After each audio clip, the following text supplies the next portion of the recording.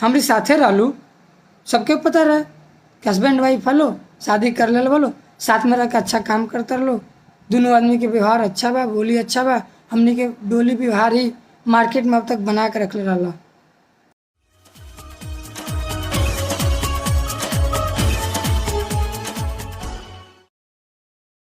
नमस्ते, प्रणाम।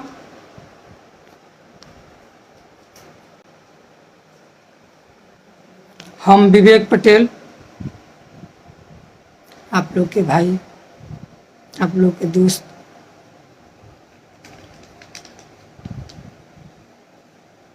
आज हम अपनी फेसबुक आईडी से लाइव आइल बनी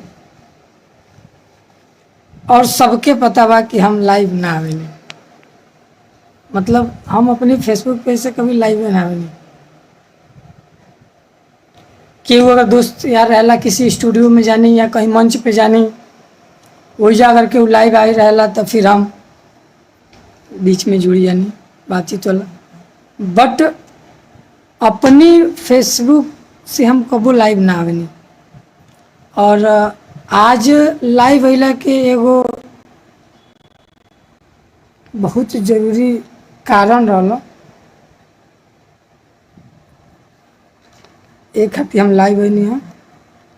और हम ये चाहते नहीं कि जे भाई हमार लाइव के देखा था वो एक बार शेयर कर दे, या कि लोग जुड़े, और जुड़े तो हम बता सकी कुछ सच्चाई बतावे के बा, जौन सच्चाई की पब्लिक नइखे जानत और पब्लिक के गुमराह कल जाता।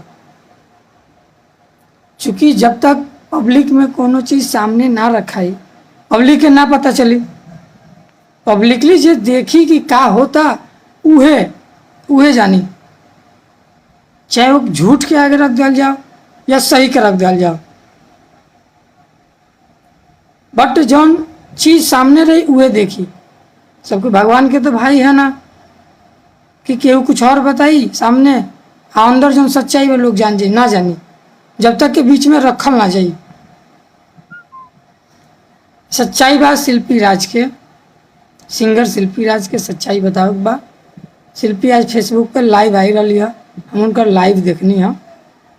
फेसबुक पे आके रोवत रही है, हमके भी कहीं ना कहीं दुख लागल है कि शिल्पी रोवत अड़ी। बट शिल्पी ई भुला गई है कि रोए के भी कारण उहे बाड़ी। आज अगर शिल्पी रोवत अड़ी तो मैं कहीं ना कहीं शिल्पी के ही गलती बा। शिल्पी तू कहीं ना कहीं गलत काम कैले बाड़ू, कहीं ना कहीं तू गलत बाड़ू। फिर तक आज ही रोए के समय आ गइल बा, या रोवत अड़ू, या रोए के वजह बा। एक पहले तू फेसबुक पर काहे ना लाइव अइलू, काहे ना कब रोले रहलू? ऐसा समय ना आई रहे, ऐसा कंडीशन ना आई रहे। हम रहनी, मैनेज करते रहनी, सारा कुछ देखत रहनी। बट कोनो ना कोनो गलती तो बा ना, आज वो गलती हम बताओ तो नहीं, सबके सामने रखम हम। फेसबुक पे आज तू लाइव रोवत अड़ू। शिल्पी रोवला से हर समस्या का समाधान ना हो जाला।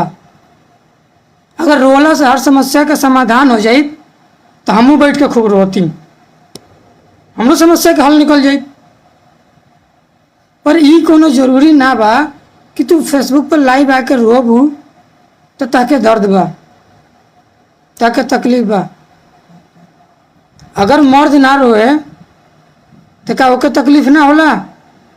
आँख में से आंसू गिरता तबे पता चले कि ओकरा तकलीफ दर्द हुई या ओकरे संग गलत भइल बा। ऐसा ना होला। फेसबुक पे आके कहते मुझे लोग बदनाम कर रहे हैं, ये है वो है, 10 तरीके के बाद लोग कह रहे हैं मेरी शादी है, ये है वो है। तू फेसबुक पे लाइव आई रहलू एक हफ्ता पहले देवरिया के कोनो स्टूडियो से रिकॉर्डिंग खातिर गई रहलू। ओजा लाइव में तू खुद बोल रहे बड़ू कि मेरी शादी है।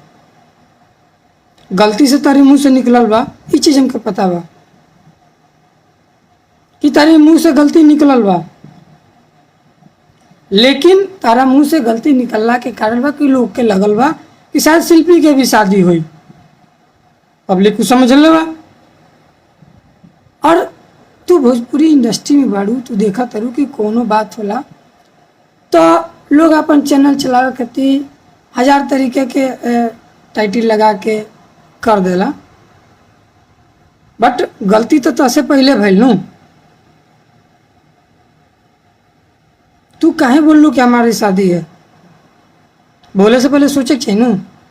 बोला तू मेरी भैया की शादी है, 22 मई को तिलक है, 24 मई को शादी है, बट गलत तू बोल दे बड़ू। तू वीडियो के देखिया, खुद तक पता चल जाए।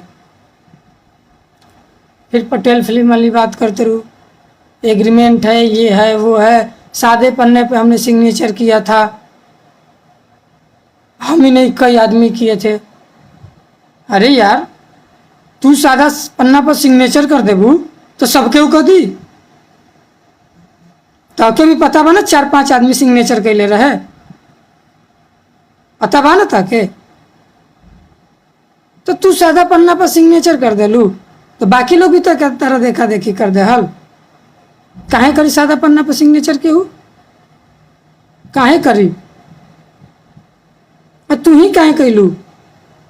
काहे नवरा बोल लो कि इस पर मैटर लिखिए कि आप क्या किस वजह से सिग्नेचर कराना चाहते हैं, तब ना बात बनी। और ये तो तू कैलू ना। और सिग्नेचर जब कैलू तो तू भूल गईलू कि हमसे तू खुद कर लू, विवेक जी इसको पढ़िए, हम सिग्नेचर करेंगे, पहले आप पढ़ लीजिए। हम पढ़नी, फिर तू सिग्नेचर कैलू तो सादा पन्ना रहे और हम पढ़ भी लेनी।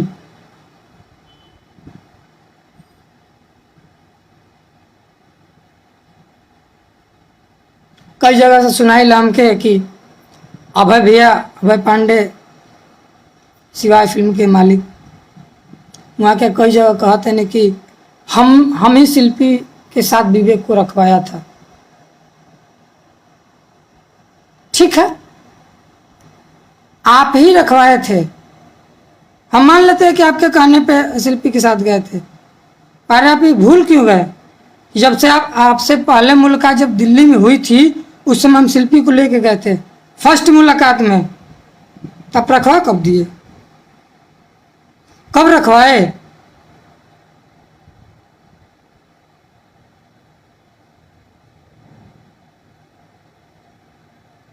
शिल्पी का मेरा रिलेशन सबको पता है, 5 साल प्लस से है, आज से नहीं है। शुरुआत दौर से ही शिल्पी हमसे बोली, हम लोग बातचीत करते थे, हम लोग का फ्रेंडली सर्किल था, हम लोग दोस्त थे, दोस्त से लवर बने।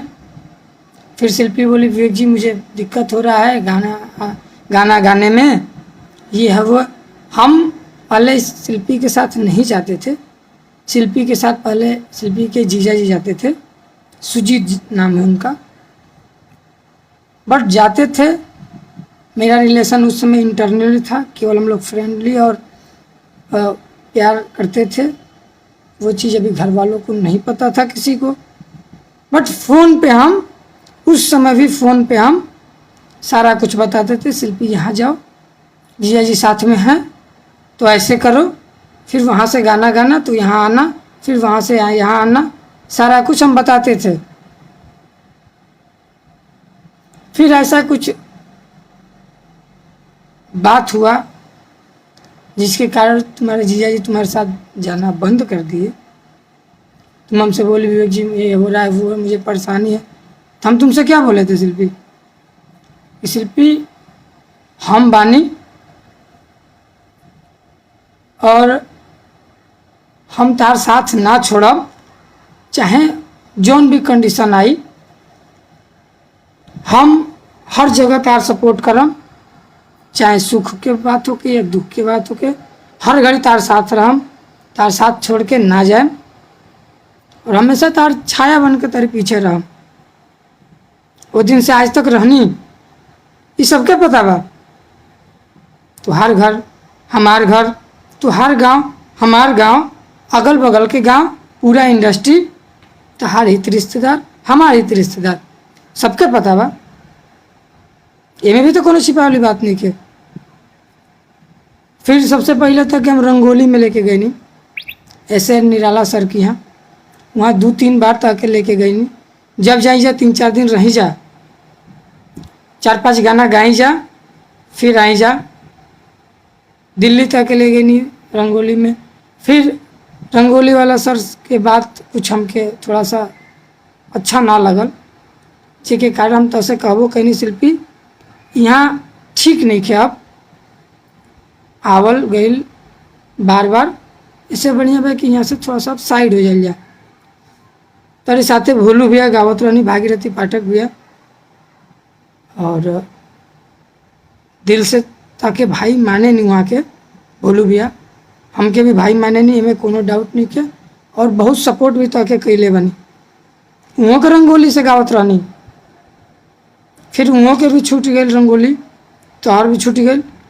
हमनी के घर आ गई जा, प्रोग्राम वगैरह जो भी है हमनी के जा बाइक से प्रोग्राम करी जा, चाहे वो गोपालगंज होके या रुद्रपुर होके या देवरिया होके या सिवान होके, हर जगह तक ले जाई प्रोग्राम कराई। फिर भोलू भैया के कॉल आयल, वहाँ कहने शिल्पी एक जनी अभय पांडे सर बानी, और हम उनके चैनल से जुड़ गए बनी, और वहाँ से हम बात कैले बनी, विवेक बाने तू बाड़ू आवल हो, और एजा से गावल जा, और तो यहाँ देवरिया जिले के हैं। हमने कहने जा कि ठीक बा, हम विचार कहनी, सोचनी विचारनी, फिर कहनी ठीक बा।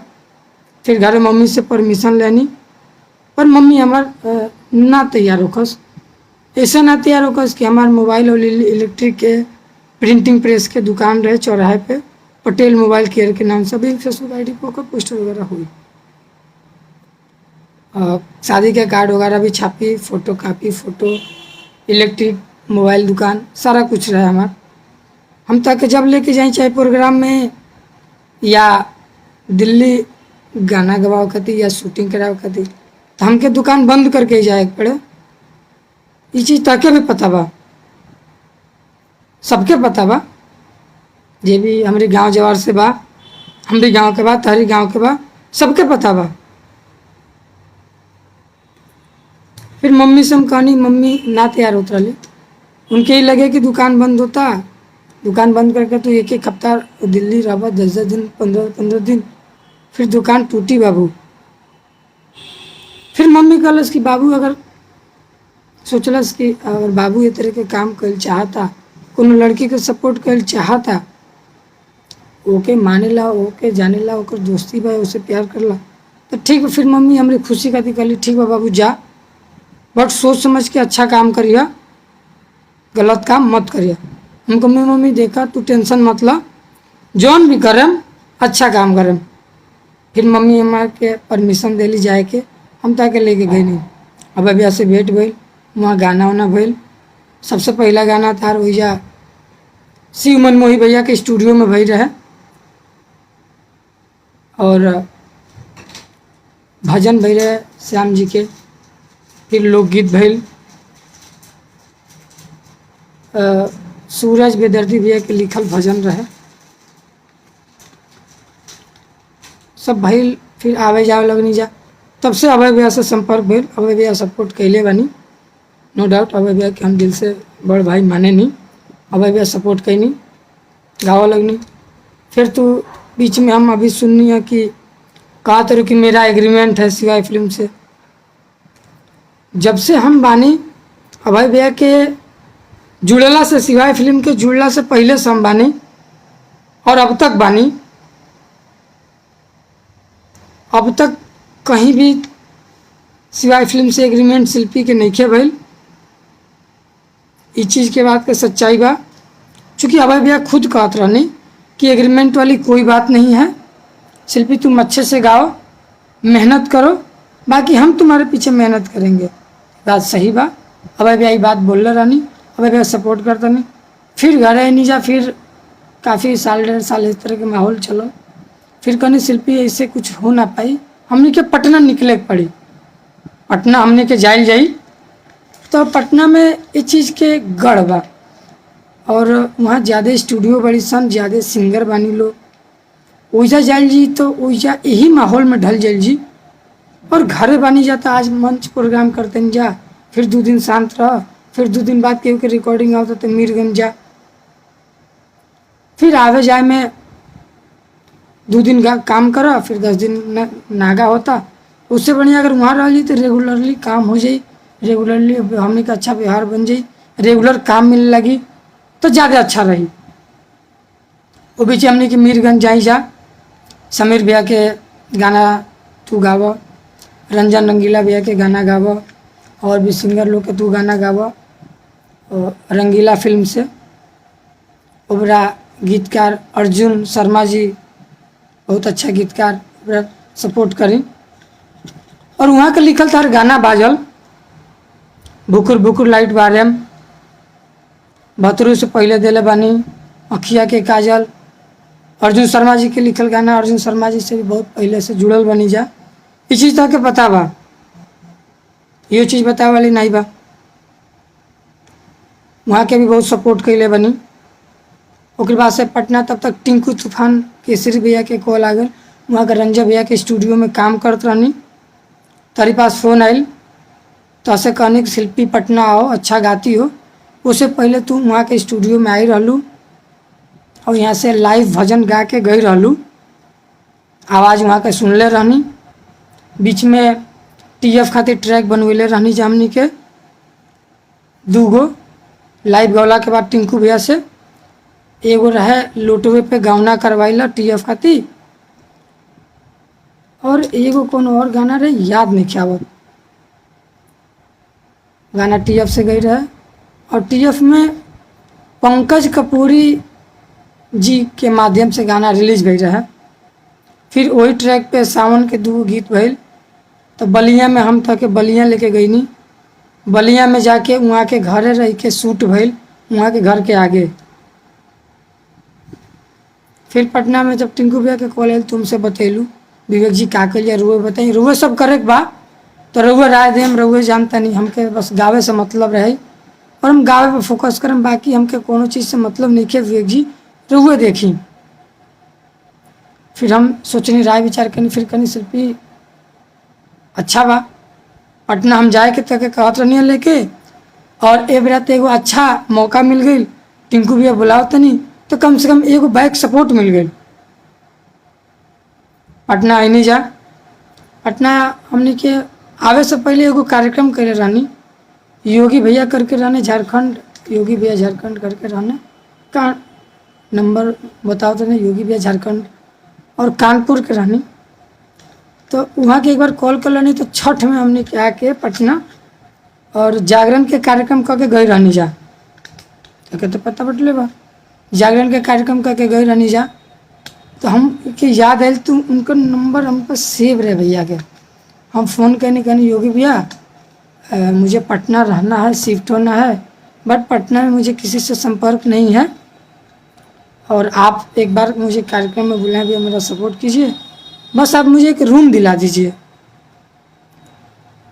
तो वहाँ के रूम दिलैनी गाय घाट में, जस्ट गांधी सेतु पुल पार कैला के बाद गाय घाट में हमने के रूम लेनी जा। फिर तब तक रूम लेनी जा, रह लगनी जा, काम मिले नहीं। हमने के 2 महीना में 2 गो 3 गो 4 गो प्रोग्राम, 3 गो 2 गो प्रोग्राम मिले, कहो 1500 पर करी जा, कहो 2000 पर करी जा, कभी कभी वो ना मिले तो अपने पास से मैनेज करे पड़े, रूम भाड़ा, खर्चा अपन, कपड़ा लत्ता सारा कुछ, बीच बीच में घरे भी जाइए ओकर भी किराया भाड़ा। कैसे जब से हमने के पटना आनी जा या दिल्ली गनी जा, जब से हम तक लेके घूमे लगनी, तब से एक चीज़ के भी तो सच्चाई बा कि तरी घर से 1 रुपया नहीं खींच ले ले। उससे पहले तार भैया शिल्पी तारा पीछे बहुत सपोर्ट के लिए बने, बिने भैया बहुत पैसा लगैले बने, लाखों रुपया तरी गाना पर लगैले बने। बट हमरा जुड़ला से पहले 2-4 गो एल्बम जौन भी निकलले रहलू, लाइव जौन भी रंजे वाला के यहाँ से भई रहे, उनमें पैसा लगेले रहलू। बट हम जब से ताके लेके घूमे लगनी, तब से अच्छा व्यवहार, अच्छा सोच और अच्छा तरीक़ा से समझ के काम के सबसे अच्छा से मिलल। और अपन बात व्यवहार के वजह से ऐसन भइल कि फिर हमनी के घर से 1 रुपया ना लेबे के पड़ल। तू अपने घर से 1 रुपया ना लगैलू और आज तक ना लगैलू। हमने कि यहाँ आई नहीं जा, अपन काम करी जा, मैनेज करी जा।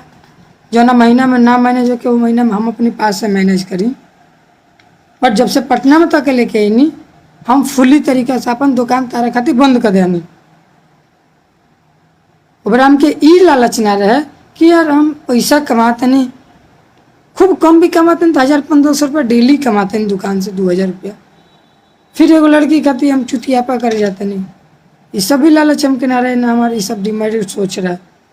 हमके बस दिमाग में रहे कि शिल्पी के हम माने नहीं, शिल्पी के हमके आगे बढ़ावे के बा, शिल्पी के हम वादा के ले बनी तेपा में खरा उतरे के बाद चाहे जौन कुछ भी हो जाए, दुकान बंद कर देनी।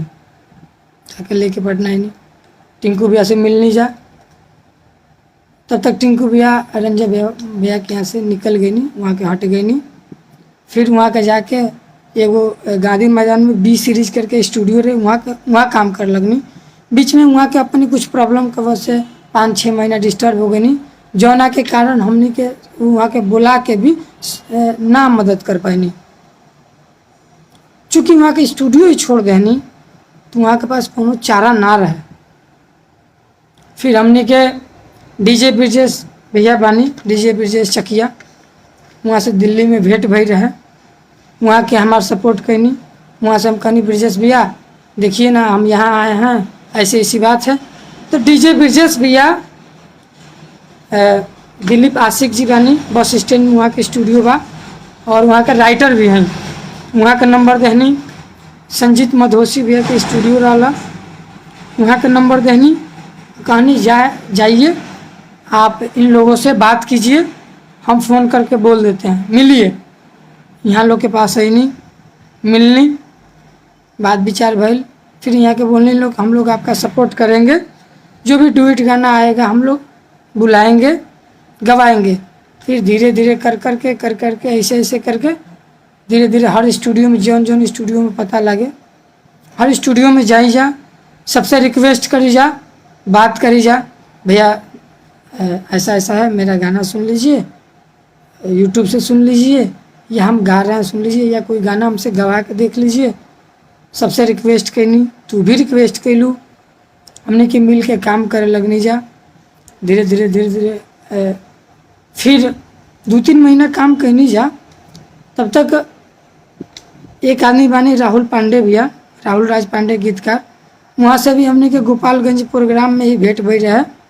और अपनी यहाँ बानी सिंगर नम्रता मिश्रा जी, वहाँ के कार्यक्रम रहे, अचानक वहाँ के कार्यक्रम कोनो वजह से फेल करे पड़ रहे, जौना कारण हमारे पास वहाँ के कॉल कैले रहनी और बोलने विवेक भैया मेरा कार्यक्रम फेल हो गया है और इज्जत वाली बात है, आप शिल्पी को ले आके वहाँ कार्यक्रम कराइए और राहुल भैया का नंबर देते हैं, आप बात कीजिए। हम ताकि बाइक से लेकर गोपालगंज गए रहनी और वहाँ के कहले रहनी कि गोपालगंज के आसपास कार्यक्रम बा, हम गोपालगंज तक लेके गए रहनी। बट गोपालगंज ना रहे, गोपालगंज से 50 किलोमीटर दूर रहे। हम तो सोच के गए नहीं गोपालगंज है, बट फिर भी हम गए नहीं लेके। तो वहाँ कार्यक्रम भइल, वहाँ से राहुल भैया से पहली बार संपर्क उन्हें भइल। फिर राहुल भैया के फ़ोन कैनी कि राहुल भैया हम पटना आके शिफ्ट हो गए हैं, आप ऐसा बात है, थोड़ा सपोर्ट कीजिए। तो राहुल भैया यानी साहिल पटेल के नंबर, सिंगर साहिल पटेल भैया बनी हाजीपुर के, वहाँ का नंबर देनी कि लीजिए बात कीजिए। हम कहे ठीक है, हम फ़ोन मिले नहीं तो वो नंबर गलती से साहिल पटेल भैया के ना रहे, वो नंबर गलती से आ गए अभिषेक पटेल भैया के, पटेल फिल्म के मालिक। हम फ़ोन कहनी हेलो भैया प्रणाम, हम विवेक पटेल बोल रहे हैं और राहुल राज पांडे गीतकार जी नंबर दिए हैं, आप साहिल पटेल भैया बोल रहे हैं? तो बोले नहीं हम साहिल पटेल नहीं बोल रहे हैं, हम उनका बड़े भाई बोल रहे हैं अभिषेक पटेल। हम कहे जी भैया प्रणाम। अच्छा क्या बात है बाबू? हम कहे भैया ऐसी ऐसी बात है और ये प्रॉब्लम है, हम लोग पटना में आके रह रहे हैं और थोड़ा सा मदद सपोर्ट चाहिए था। बोले ठीक है बाबू, हम पटना आ रहे हैं तो मिलेंगे आप लोगों से। ठीक है, हम लोग बोले ठीक है भैया। फिर वो 5-10 दिन बाद पटना आए और पटना स्टेशन के बगल में होटल सिटी सेंटर है, वहाँ वो रूम लिए थे। उसी होटल में हम लोगों को बुलाए। वहीं साहिल भैया से भी मुलाकात हुई, जिनके जिनके वो गलती से जिनका नंबर हमको मिलना चाहिए था, उनके जगह पर अभिषेक भैया का नंबर मिल गया। और फिर दोनों आदमी वहाँ मिल गए, दोनों आदमी से बात हुई। वहाँ पे शिल्पी उनके फेसबुक पेज से लाइव आई थी, लाइव आके सारी बातें बहुत कुछ बोली भी थी कि हम पटेल फिल्म साथ से काम करेंगे। फिर अभिषेक भैया से बात भइल। अभिषेक भैया हमनी के लिया के गईनी रोहित स्वराज भैया बानी उर्फ भोलू भैया, वहाँ के स्टूडियो बा मछुआ टोली में, वहाँ हमनी के गईनी जा। वहाँ हमनी के गाना रिकॉर्ड भइल वही स्टूडियो से।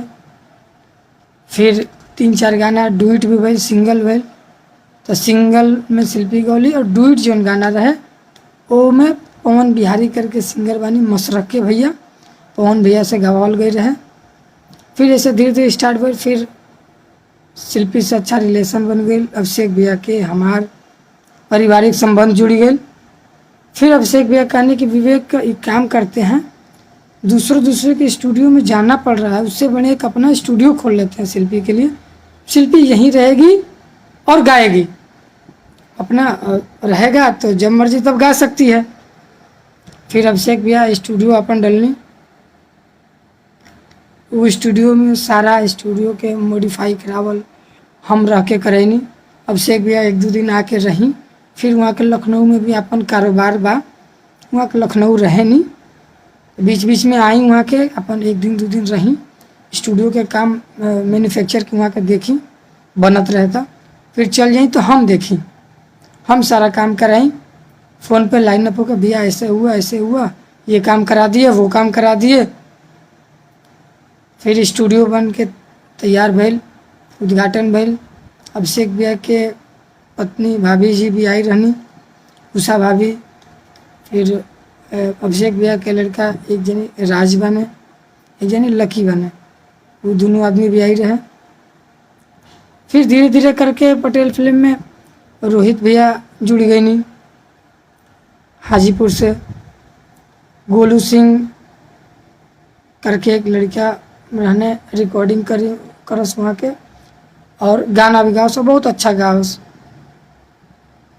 सिवान के। फिर सिवान से बीरबल बिहारी जुड़ गई नहीं। फिर राहुल भैया भी जुड़ गए नहीं, राहुल पांडे भैया, उन्हों के भी आ गए नहीं।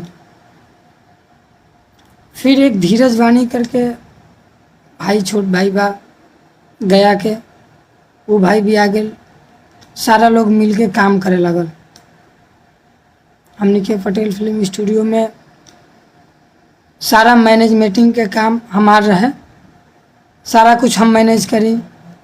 कौन सिंगर आईने, कौन सिंगर भैया के कौन गाना गवावे बा, केकर कौन काम बा, केकर कौन काम नहीं के, सारा कुछ हम ही मैनेज करी टोटली। शिल्पी पटेल फिल्म के सिंगर रहली, गोलू पटेल फिल्म के recording plus singer plus music director, और राहुल भैया पटेल फिल्म के राइटर, और धीरज वानी वो पटेल फिल्म के poster designer plus YouTube uploader plus video editor. इधर हमनी के टीम बन गई और टीम के हिसाब से अपन हमनी के काम करे लगनी जा। कुछ दिन काम करनी जा, हमनी के घर परिवार से भी लोग कहे कि ये लोग अच्छा काम करते रहो। शिल्पी की मम्मी बोलस कि विवेक बाबू अच्छा काम करते नहीं, हमारी लड़की के सपोर्ट करते नहीं। तो चाची हमसे कहनी बाबू अभी तो शिल्पी की उम्र कम बा, बट ले जाई, और शिल्पी 18 साल के हो जाइए तो वह लोग का शादी हो जाई और वह लोग शादी कर ले हम लोग। फिर शिल्पी 18+ पहले तो हमने की शादी कर लेनी जा, ये चीज़ शिल्पी के भी पता बा। और उस चीज़ के प्रूफ सबूत सारा कुछ बा। और सबसे बड़ा प्रूफ तो शिल्पी बाड़ी, उनके खुद पता बा। और शिल्पी काम कर लगली तो कुछ आदमी बोलल अभिषेक भैया से कि शिल्पी अच्छा गाती है, बट आप क्यों नहीं ऐसा करते हैं कि टीम को एक साथ बनाए रखिए और एग्रीमेंट वगैरह कुछ आप कर लीजिए तो ठीक रहेगा।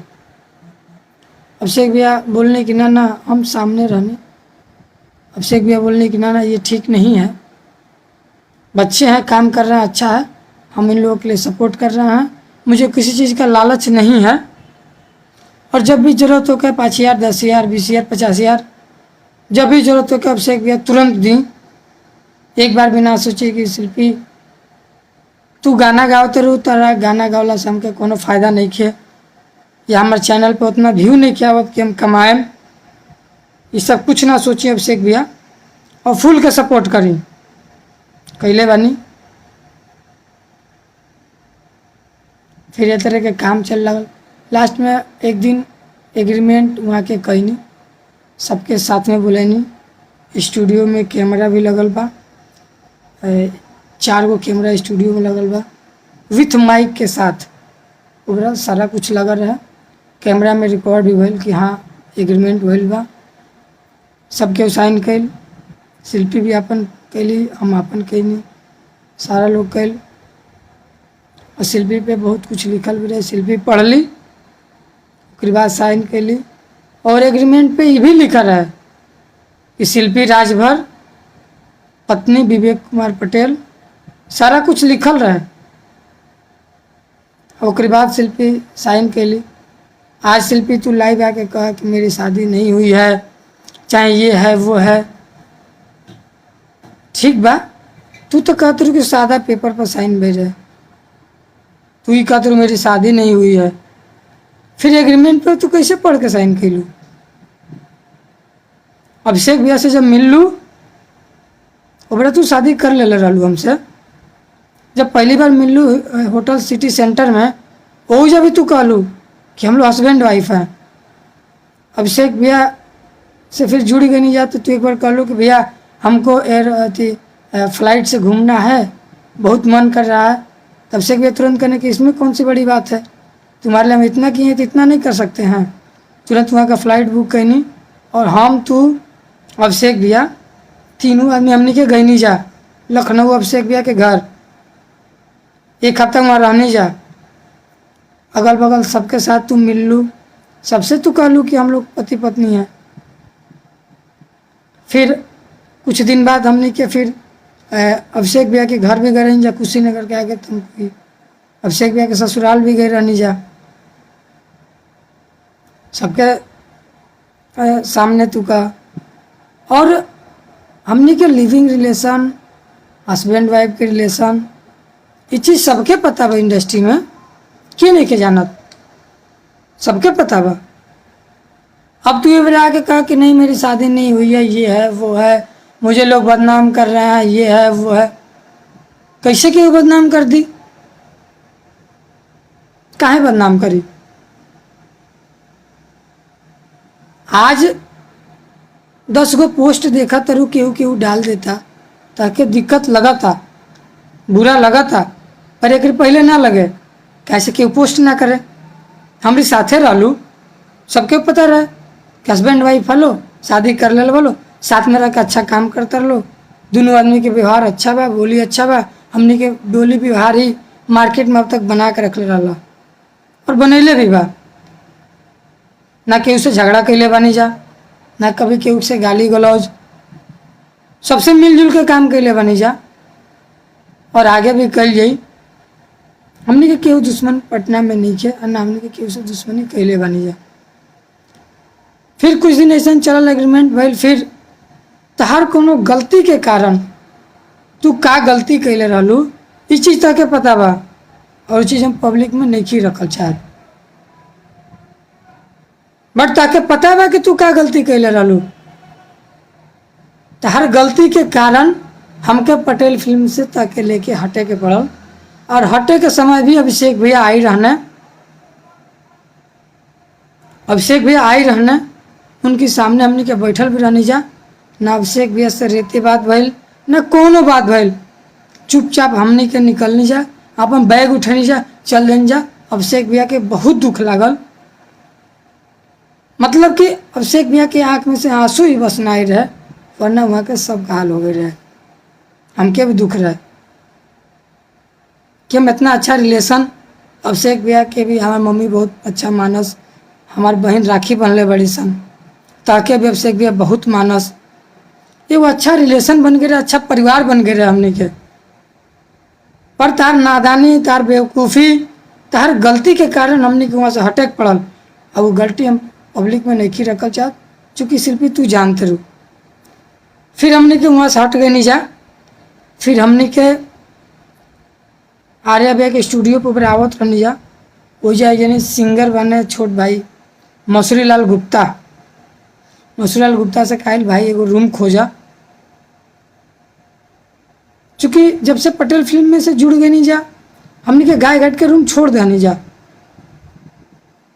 और जब पटेल फिल्म में जुड़ गई नहीं जा तो फिर तब तक यहाँ के वो बीच में फिर टाइम मिल गई, और टिंकू तूफान भैया के जो भी दिक्कत परेशानी रही वहाँ के दूर हो गई। फिर वहाँ के स्टूडियो अपन पकड़ लेनी एक तो बी सीरीज गांधी मैदान में, वो मोना सिनेमा का पीछे। फिर वहाँ के 2-3 बार वहाँ के बोले वो कहीं नहीं कि शिल्पी अब विवेक जी आप आइए, अब हम आपको बुलाए पटना में, और मेरे साथ कुछ प्रॉब्लम हो गया, स्टूडियो से हट गए रंजय भैया के यहाँ से, तो हम नहीं आप लोगों का सपोर्ट कर पाए, लेकिन हम बुलाया तो आपको फुल सपोर्ट करेंगे।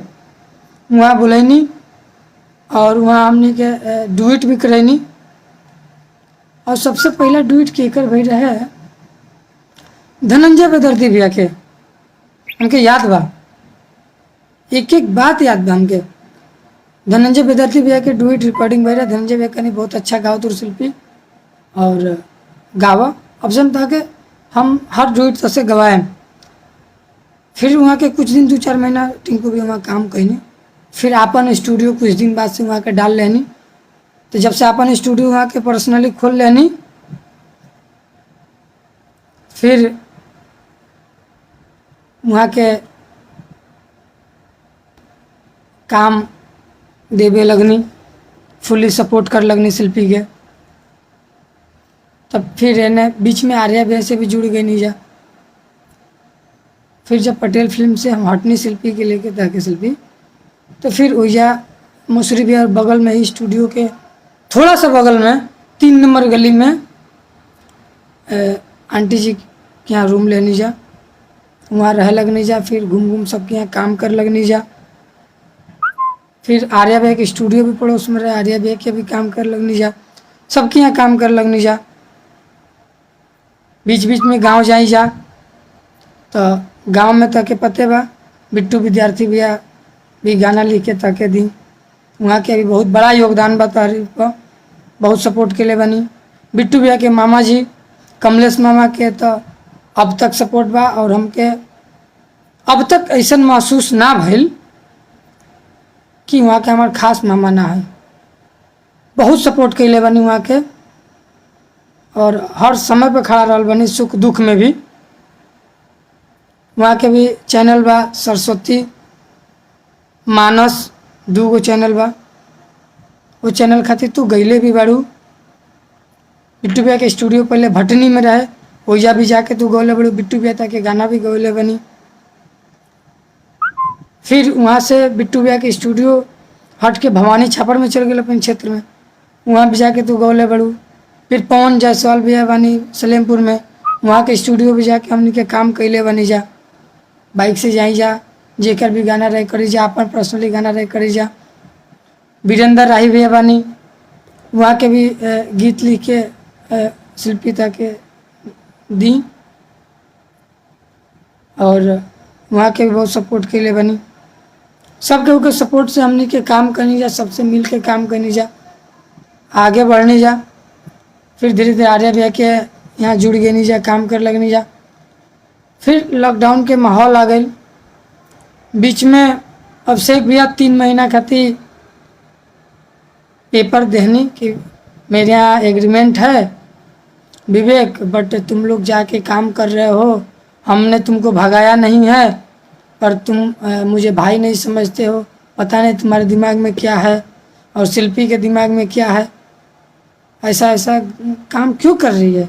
अच्छा काम कर रही थी, हम उसी के लिए स्टूडियो खोले, और वो ऐसा ऐसे करेगी तो कैसे चलेगा? ठीक है, तुम्हें नहीं रहना है तो कोई बात नहीं, ये लो 3 महीने के लिए हम तुमको देते हैं पेपर बना के, 3 महीने तुम गाओ, किसी भी चैनल के लिए गाओ, कोई दिक्कत नहीं है। फिर 3 महीने बाद मुझसे मिलना। 3 महीना हमने के साथ काम कहने जा। फिर तब तक लॉकडाउन के माहौल आ गई, लॉकडाउन लग गई। लॉकडाउन लग गई तो फिर वहाँ के लॉकडाउन में प्रेशर दहल ना चाहनी, और हमार भी बात विचार बंद हो गए।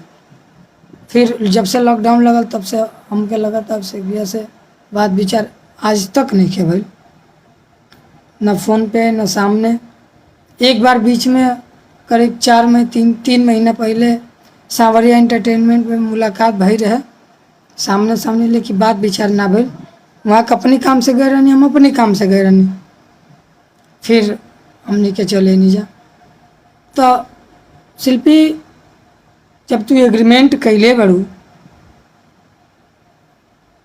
तो वो चीज़ के तू माना। देखा, सच्चाई सच्चाई होला, झूठ झूठ होला। झूठ के सहारे तू ज़्यादा दिन ना टिकबू, ज़्यादा दिन ना चल पैबू। आज तक के पटना में हर आदमी, हर सिंगर ताके अपन छोट बहन के रूप में देखल चाहेला। केहू भी ताके कहला कि अरे हमारी छोटी बहन है, छोटी बहन है। ओकर कारण बा सिर्फ व्यवहार, तहार व्यवहार, हमार व्यवहार।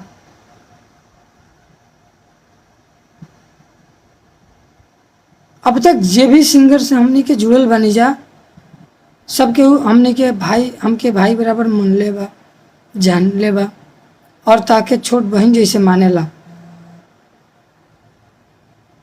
इस चीज तक के पता बा। फिर देखा शिल्पी, झूठ के सहारे कोनो काम ना हो सकेला। हम ए बेरा तार काम नहीं देखत, हमार तार थोड़ा सा ए बेरा, हमार तार बीच में थोड़ा सा कोनो बात के अनबन के लेके हमने के बीच में थोड़ा सा दरार पड़ गई बा। और दरार पड़ल नहीं के, दरार जबरदस्ती डालल गई बा। कुछ आदमी बीच में आके दरार डलले बा, और काहे डलले बा यो चीज़ हम बताएं, सबके बताएं। तो बीच में अगर केहू आ गई बा, हम एबरा तार काम नहीं देखत। तू एबरा फेसबुक पे एक दिन लाइव आई रहलू और खुद कहलू कि ये हमारे मैनेजर है पांडे जी, जिसको भी डुइट सिंगल गवाना हो वो इस नंबर पे कॉल करें। और अभय भैया हैं, अभय सर हैं, इनको दे, इनसे काम करें, ये हमारे नए मैनेजर हैं। ठीक, तो कम से कम ताकि बतावे के चाहिए ना, सर अब आप काम देख रहे हैं, विवेक जी अब काम नहीं देखेंगे मेरा, अब आप देखिएगा। तो सर मेरा एग्रीमेंट है, ऐसे ऐसे है, तो कैसे काम होगा, राय लेवे के चाहिए सर से। सर के क्या पता बा? अब सर के तो नहीं क्या पता ना कि तू एग्रीमेंट के लिए बड़ू।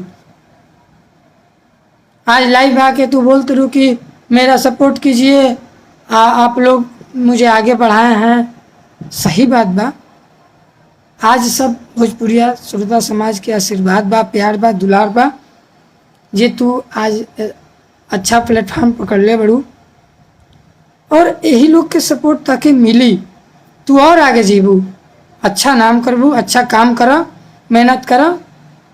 लेकिन जब एग्रीमेंट कैले रहलू शिल्पी, जे भी जैसे तू लाइव आके बोला तरू कि गलत गलत अफवाह है, ये है, मेरा एग्रीमेंट नहीं, हमने सादे पेपर पे सिग्नेचर किया था, ये है वो है, ये लोग देखे ना गए रहे शिल्पी, के रहे वगैरह। हम रानी, तू रहलू, अभिषेक भैया रानी, राहुल पांडे रानी, फिर रोहित भैया रानी, धीरज वानी रहना, गोलू सिंह रहना, ये लोग रहे ना। अब ऐसे बात कर तू कि सर ऐसा ऐसा बात है, अब अभी हम मैनेज करते हैं तार काम, तार मैनेजर बनल बनी वहाँ के, तो वहाँ के रिस्पॉन्सिबिलिटी बा ना, वहाँ के बात करती, जाके पता करती कि हाँ ये सही है कि गलत है। पहले ये चीज़ के पता कर चाहते रहे, जब तक लगा था कि हम सादा पेपर पे सिग्नेचर के लिए बनी, तू भूल गई बड़ू, तो सर के बोलल चाहत रहे ना कि सर ऐसी ऐसी बात है, काहे ना बतैलू तू, तार गलती नहीं के। फेसबुक पे एक दिन और लाइव आई रहलू स्टूडियो से, जब तू अभय भैया के मैनेजर घोषित कैलू, एक दिन बाद वो पोस्ट डिलीट हो गई। क्या मतलब है कर कि बड़ा लाइव आओ तो सुबह डिलीट होता, फिर आज लाइव आई रहलू है, सबके सामने रोलू है, अपन दुख जाहिर कैलू है, अच्छा बात बता के दुख बात जाहिर कैल बड़ू, पर पब्लिक नहीं के ना जाना शिल्पी सारा चीज तहार। लाखों रुपये अभिषेक भैया तारा पे खर्चा कैले रहनी, तहरे खातिर स्टूडियो खुला रहे, यो तक के पता बा,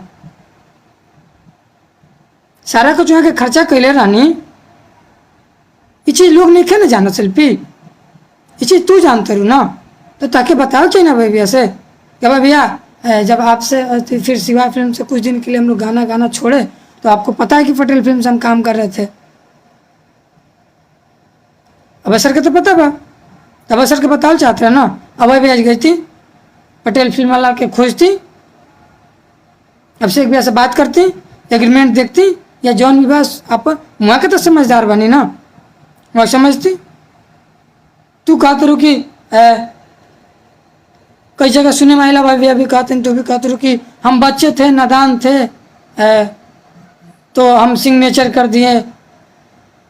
अरे शिल्पी, तो हर जन्म तिथि वो बड़ा आधार कार्ड पर रहे 25/3/2000, तू 1 साल प्लस भैल अभी एग्रीमेंट के लिए, तो तू कैसे कह देते रू कि हम नाबालिग रानी या बच्चा रानी, 18 साल से ऊपर रहलू, बाद में तार आधार कार्ड सुधार भइल बा, बाद में तार आधार कार्ड सुधार भइल बा, ये चीज तक के पता बा, काहे सुधार भइल बा यो तक के पता बा। बाद में तू 25/3/2002 करा देलू, फिर नया वाला आधार लेके तू कूदा तड़ू कि सर देखिए गलती से सिग्नेचर हो गया है, और सादे पन्ने पे सिग्नेचर हुआ है, और उससे हम नाबालिग थे।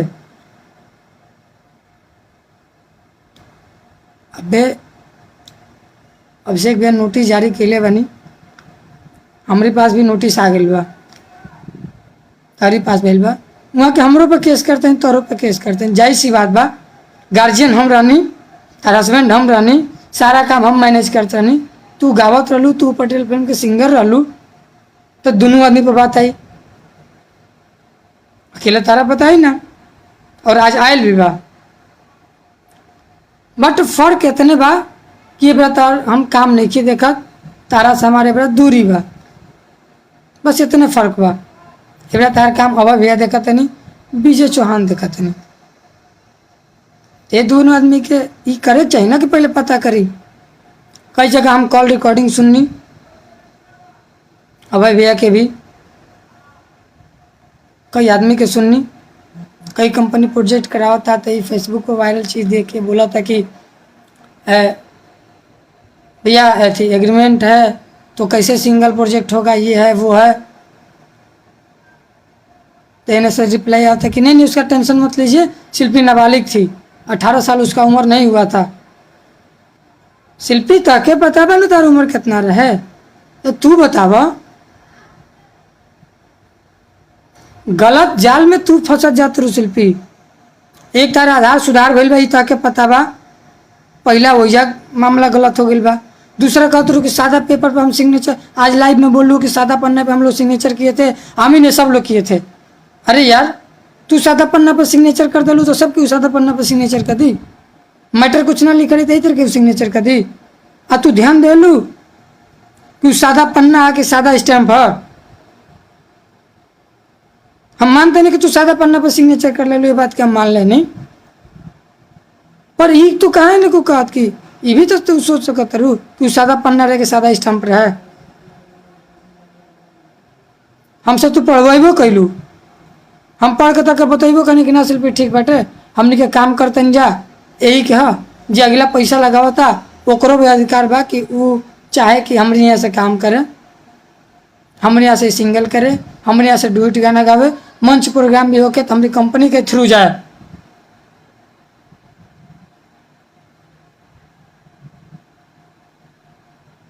ऐसे कि तारा पटेल फिल्म के गईला से कोनो फायदा तो ना रहे अभिषेक भैया के 2000 2500 1500 ये व्यूज आ ये व्यूज से कितना कमा ले हुई हैं ना कमैले हुई हैं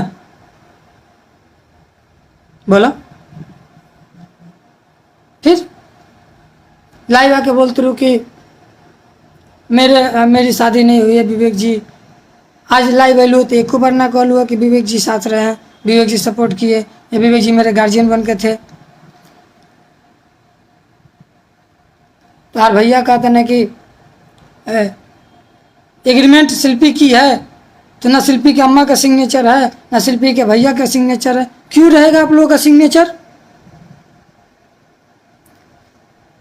जब शिल्पी के गार्जियन साथ में थे, सब कुछ हम करते थे, तो हम सिग्नेचर किए हैं, तो मेरा सिग्नेचर मान्य नहीं है कि हम घर वालों को खींच के लाएं। शिल्पी का सिग्नेचर मान्य नहीं है कि घर वालों को खींच के लाएं। हर कलाकार सिग्नेचर करते हैं, एग्रीमेंट करते हैं कंपनी से। तो कोई ज़रूरी है वो अपने माता पिता दादा दादी सबको लेके आएंगे, वो सिग्नेचर करेंगे तभी मान्य होगा? ऐसा तो नहीं है। कलाकार का सिग्नेचर मान्य होता है। और कलाकार 8 साल की तो थी नहीं।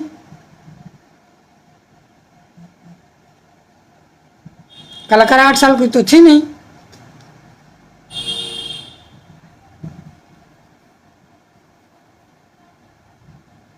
फिर आर्या भैया के यहाँ से हम लोग काम करने लगे। वहाँ से लॉकडाउन में हम लोग वहाँ कोरोना का माहौल चला। मकान मालकिन बोले कि कोरोना का डर है, आप लोग रूम खाली कर दीजिए। फिर आर्या भैया के स्टूडियो वाले फ्लैट में हमने के फिर रूम लेने जा। छोटू भैया मकान मालिक बनी, ओइजा भी हमने के रूम के एग्रीमेंट भइल। ओहू लिखाइल बा कि हाँ ये लो हस्बैंड वाइफ है। वो एग्रीमेंट पे लगभग 6-7 महीना 8 महीना से हमने के जा बानी जा। पूरा इंडस्ट्री जानता हमने के रिलेशन के बारे में, हमने के संबंध के बारे में। फिर आज तो कैसे लाइव आके बोलते रहो कि ऐसा कुछ नहीं है, तो ये है तो वो है, गलत अफवाह है। कैसे गलत अफवाह हो जाए? इंडस्ट्री के लोग नहीं के देखा? इंडस्ट्री के लोग के नहीं के पता? आर्या भैया के आके काम कर लगने जा। विजय भैया यहाँ रिकॉर्डिंग करी, विजय चौहान।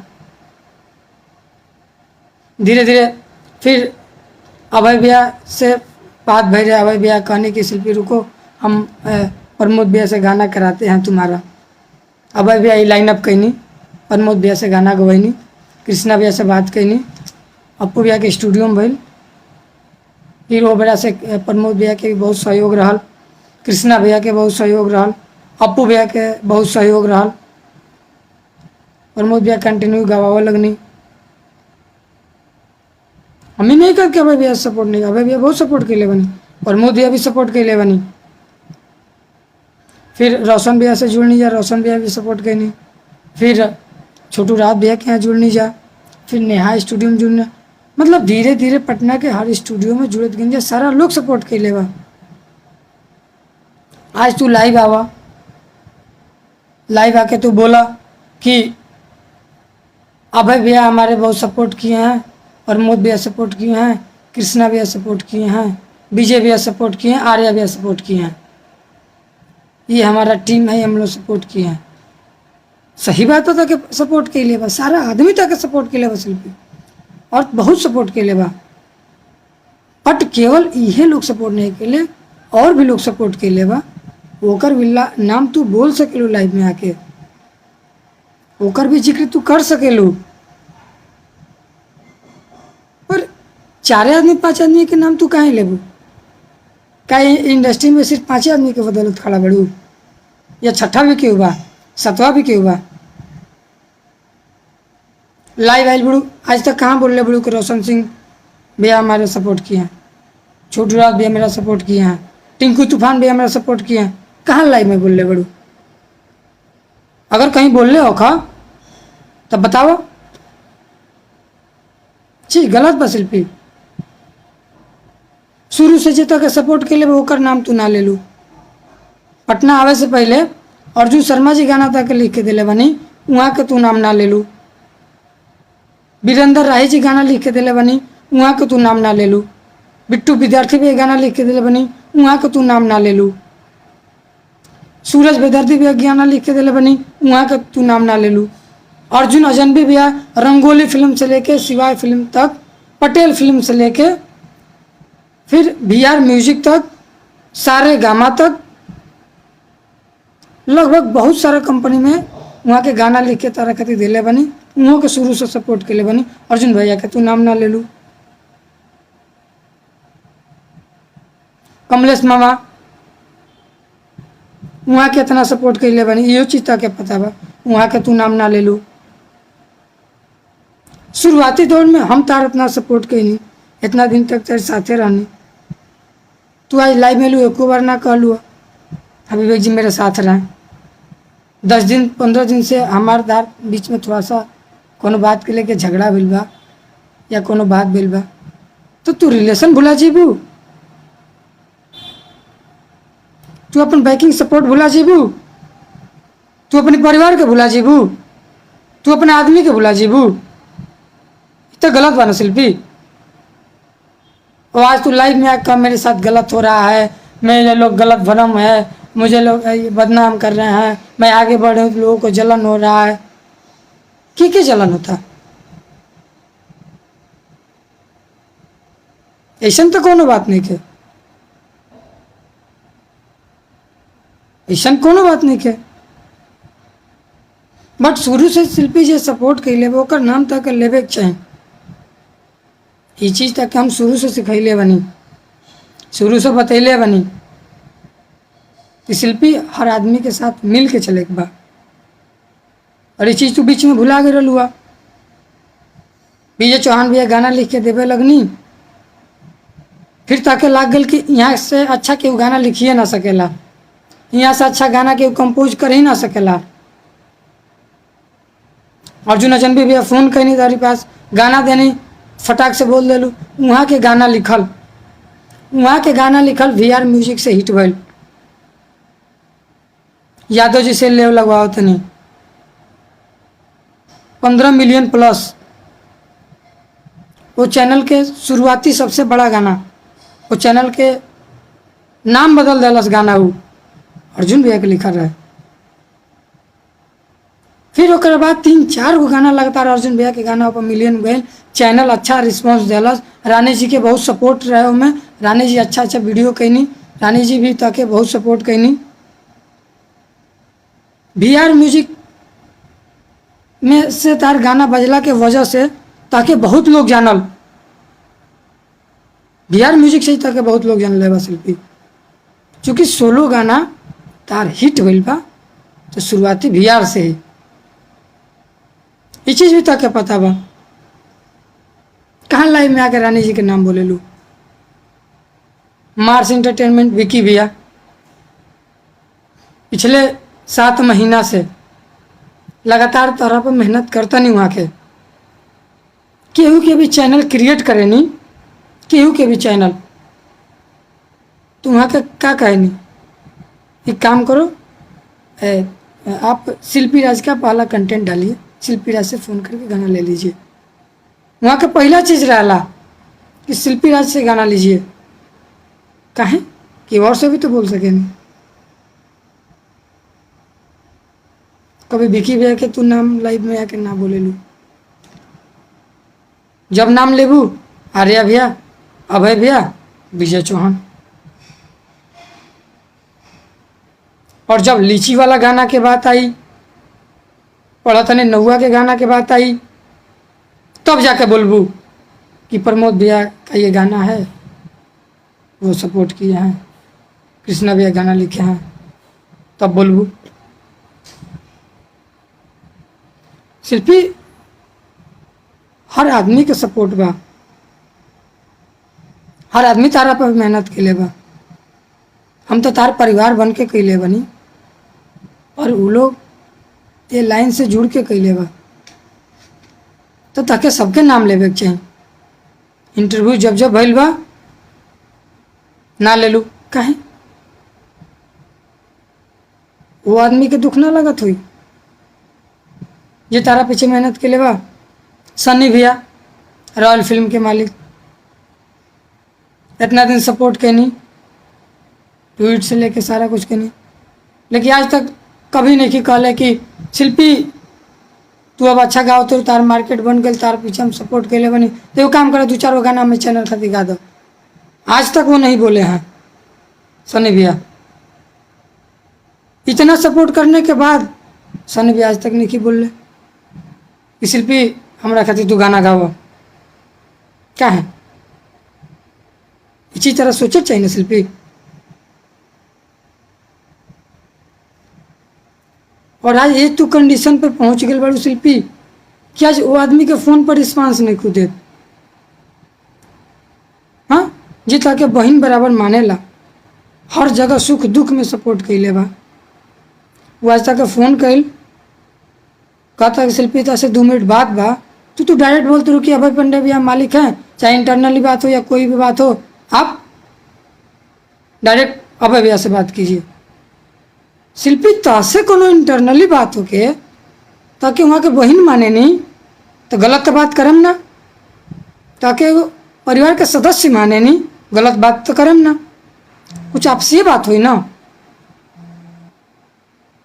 अब तो डायरेक्ट बोला कि आप अभय भैया से बात कीजिए, वही हमारे मालिक हैं, वही हम मैनेजर हैं। तो तू ऐसे गलत नहीं खू, एकदम गलत बड़ी। शिल्पी हर चीज के निवारण रोवाला से ना होला, और रोवाला से ई तो जाहिर ना कर सकेलू कि हम ही दुखी बनी। आज इतना हम तरह खातिर कहनी, रिलेशन बनल, शादी कैलू, सब कुछ कैलू, 2 आदमी 3 आदमी के बहकावा में आके, वो लोग के फोड़ला में आके तू अपनी परिवार के भूल गेलू, हमके छोड़ दिलू। भैया जी आपके साथ हम नहीं रहेंगे, आपके साथ अब नहीं काम करेंगे, आप अपना देखिए। हम था क्या आज तक कुछ बोलनी, चुपचाप किनारे हो गई, क्या बोलनी, कुछ कहनी ना कहनी। लेकिन ये चीज तू ना केयर कैलू कि केकरा काला पर करते नहीं, काहे करते नहीं। काम तो से कहले रहनी कि बीए चौहान से तू गाना मत लो, अब भैया सपोर्ट करते हैं तो तू उनसे बात मत करो, उनसे सपोर्ट लो। आर्या भैया से सपोर्ट मत लो, ऐसा तो कबो ना कर लो। नहीं, विवेक सबके साथ मिल के चलत रहना ना शिल्पी, सबके लेके चलत रहना है। और हमारे का नाम रहे कि सबके साथ चले के बा, सबके मिल के चले के बा। शिल्पी लाइव भैया या कहीं भी मंच पर रहिया या कोनो बात हुई या 4 आदमी के बीच में बैठल बड़ोकर के सपोर्टिंग वाली बात करता, तो जे सपोर्ट कैले बा, ज़्यादा सपोर्ट कैले बा, ओकर तू नाम रखिया।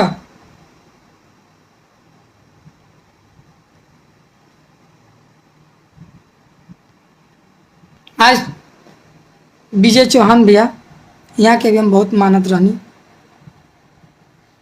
भाई से बढ़ के मनले बनी। यहाँ के भी अभी कुछ दिन पहले 2-3 महीना पहले बहन के शादी रहा, जितना तक भैल हम सपोर्ट कैनी, और जितना तक भैल यहाँ के सपोर्ट कैनी, यहाँ से घर से लेके सारा कुछ अरे आयल गए सब कुछ कैनी जाए। यहाँ के मानत रहनी, यहाँ के शिल्पी के बहन मानत रहनी, शिल्पी भी भैया मानत रही, सबके पता बा, ये चीज़ सबके पता बा। चूँकि हर जगह लाइव में, हर जगह न्यूज में, शिल्पी के चैनल पे भी मेकिंग वीडियो बा, शिल्पी हिट्स पे जाकर वह देख ली लो, विजय चौहान ऑफिशियल पे मेकिंग वीडियो बा, जाकर वह देख ली लो, सबके चैनल पे बाटे। हर जगह भाई बहन का रिलेशन बा, लेकिन सिर्फ दिखावा खातिर, इंटरनली रिलेशन भाई बहन के नाम पे धब्बा बा।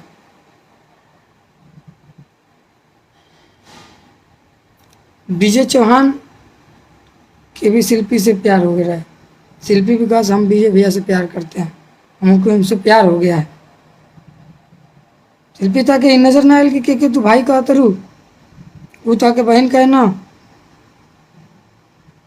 और ये बात के जिक्र हम सामने बैठा के भी कैले बनी कि विजय भैया देखिए शिल्पी ये तरह की गलती करती है। विजय भैया बोलने भी बने कि शिल्पी गलत करते रू, हम ताके बहन माने नहीं, लेकिन सिर्फ मुंह पे। लेकिन विजय भैया पीठ पीछे वार कैले बनी, ये चीज़ भी सही बा, ये भी सब क्यों जानता। और हमें हवा भैया सपोर्ट कैले बनी, इहो हम कहते नहीं। कहीं ना कहीं हवा भैया के भी सपोर्ट रहा बा, और कहीं ना कहीं आर्या भैया के भी सपोर्ट रहा बा। यहाँ लो सपोर्ट करके शिल्पी के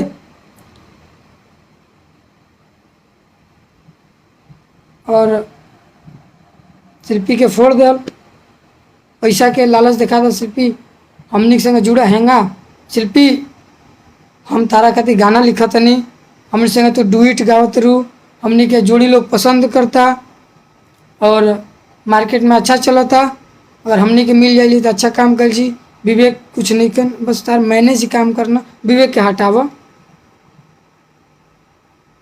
और सबके गेम के हमरे साथे।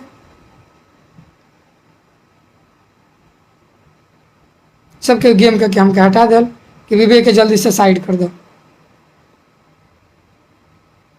हटा दिलू, हम साइड हो गए नहीं। और हम एक बीच में को बुलाई बहनी या फोन का कहता के उल्टा सीधा बोलने का कहनी।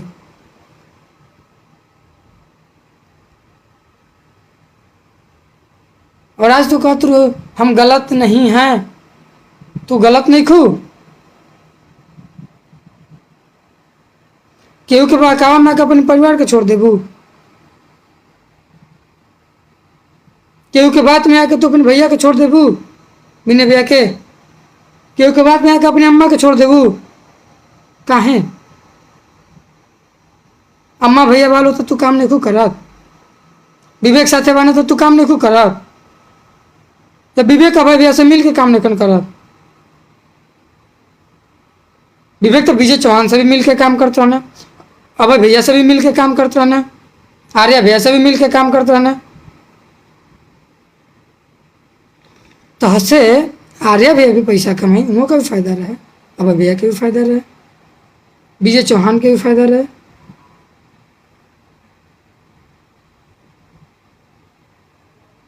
फिर काहे ऐसा कहलू तू? लाइव आके बोलते कि कोई एग्रीमेंट नहीं है, कोई कुछ नहीं है। एग्रीमेंट कैले बड़ू 5 साल के एग्रीमेंट बा, ताके पता बा तो बतावा भाई भैया से जी मेरा काम मैनेज करता, बोलो।